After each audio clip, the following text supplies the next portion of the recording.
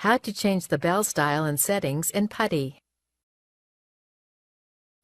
A terminal bell is a sort of notification produced by an SSH server when some things happen or appear, such as an error message or global announcement. By default, PuTTY will use the Windows system ding whenever it's told to signal a bell. This can sometimes be annoying, especially if something's triggering the bell repeatedly. To change the bell style and settings, first choose a saved session from the menu.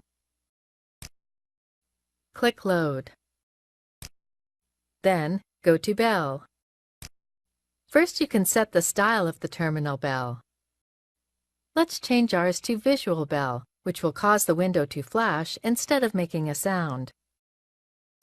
You can also change it to None to disable the bell completely, force it to beep using the PC speaker, or choose a custom sound file to play. Next section. With the buttons above, you can make the taskbar and window title notify you if you receive a bell when the window is not in focus. Flashing will cause the taskbar to blink, whereas steady will display a solid color. The bottom section allows you to disable the bell temporarily when overused, as defined by the settings. The defaults here should work fine. Return to the Session panel.